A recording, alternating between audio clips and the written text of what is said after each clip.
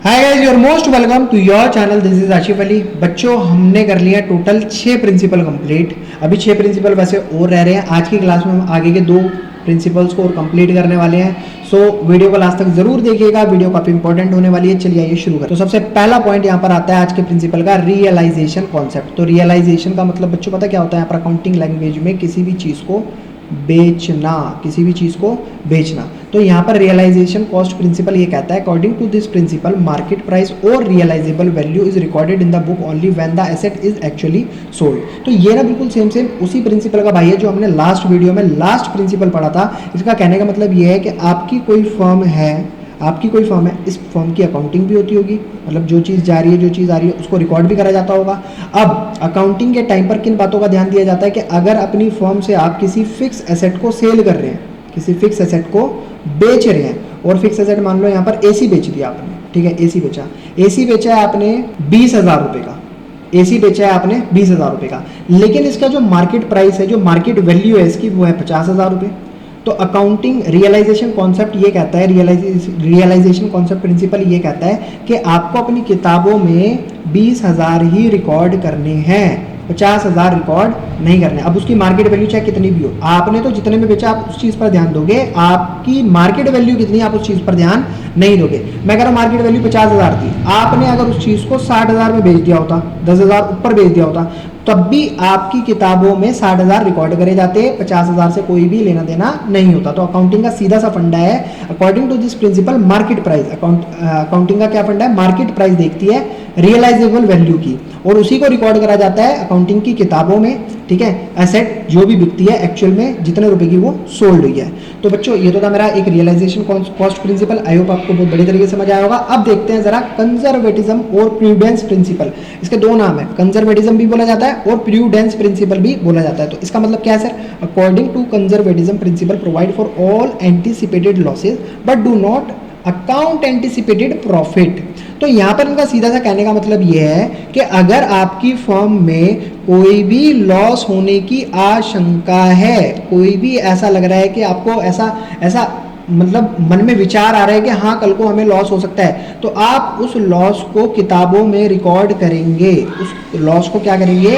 अपनी अकाउंटिंग की किताबों में रिकॉर्ड करा जाएगा। लेकिन अगर आपको ऐसा मतलब भावना आ रही है अंदर से कि नहीं भैया कल को हमें बहुत तगड़ा प्रॉफिट होने वाला है, ऐसी कोई मन के अंदर विचार आ रहा है, तो उस प्रॉफिट को पहले से पहले ही रिकॉर्ड नहीं करा जाएगा। फॉर एग्जांपल, जैसे आप या अभी आपने एग्जाम ही नहीं दिया है, या आप ऐसा मानकर चल रहे हैं कि आपका भी एग्जाम होना है और आपको एक दिन पहले ख्वाब आ गया, आपको सपना आया कि आपका एग्जाम बहुत बुरा जाने वाला है, तो आप उसकी तैयारी पहले से ही शुरू कर देंगे कि भैया मेरे को तो ऐसे ख्वाब आया है, ऐसे सपना आया है कि मेरा एग्जाम बहुत बेकार जाएगा, तो इसीलिए मैं उस एग्जाम की प्रिपरेशन पहले से ही शुरू कर रहा हूँ। और अगर आपका ऐसा सपना आया है कि मेरा एग्जाम बहुत बढ़िया गया, तो आप उस चीज़ को इतना माइंड नहीं करेंगे, उसको निकाल देंगे दिमाग से, हाँ ठीक है देखा जाएगा, जब एग्जाम होगा तब की तब देखी जाएगी। लेकिन अगर कोई बुरी चीज़ आपके दिमाग में आ जाती है तो आप उसकी तैयारी पहले से ही कर देते हो। तो यही इस पॉइंट का मतलब है, यही इस प्रिंसिपल का मतलब है। ये कहता है कि according to conservatism principle provide for all anticipated losses, जितने भी आपको ऐसा लगता है कि आपके फ्यूचर में लॉस होने वाले हैं,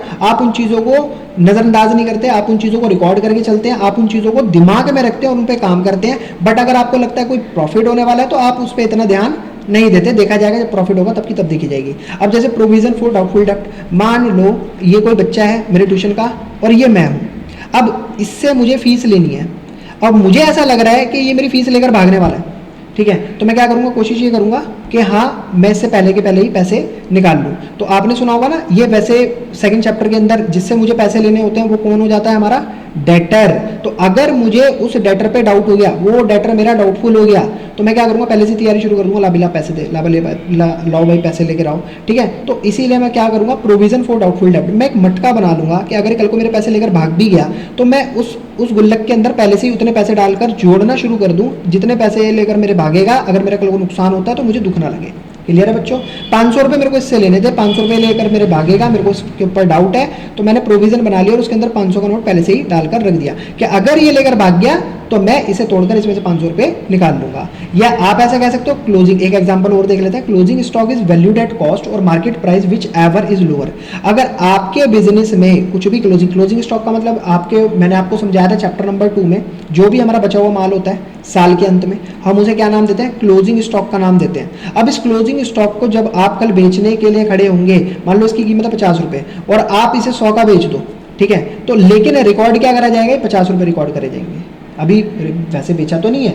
जो भी मतलब इस पॉइंट से समझ आ जाएगा। देखो closing stock is valued at cost, हम हमेशा क्लोजिंग स्टॉक को कॉस्ट पर, या तो कॉस्ट पर हम उसको रिकॉर्ड करेंगे या मार्केट प्राइस पर रिकॉर्ड करेंगे, दोनों में से जिसकी वैल्यू कम होगी हम उसको रिकॉर्ड कर लेंगे। ये सिंपल सा पॉइंट है, ये आपको ध्यान में रखना है। यानी कि हम जो गलत होने वाली चीज़ें होती हैं उन पे ज़्यादा फोकस करते हैं, अच्छी चीज़ों को इग्नोर कर देते हैं। तो कंजर्वेटिज्म और प्रूडेंस प्रिंसिपल ये कहता है कि आपका अगर कोई लॉस होने वाला है तो आप उसके ऊपर पहले से ही तैयारी करो, पूरा फोकस करो, और अगर प्रॉफिट होने वाला है तो देखा जाएगा, जब प्रॉफिट होगा तब की तब देखी जाएगी। ठीक है बच्चों, आई होप आपको दोनों पॉइंट, दोनों प्रिंसिपल बहुत बड़ी तरीके से समझ आए होंगे। अगर आपको वाकई समझ आए तो प्लीज़ वीडियो को लाइक, चैनल को सब्सक्राइब जरूर कीजिएगा बच्चों। फिर मिलेंगे आपसे आने वाली वीडियो में, आने वाले वीडियो लेक्चर के अंदर अगले नए प्रिंसिपल के साथ। तब तक के लिए धन्यवाद।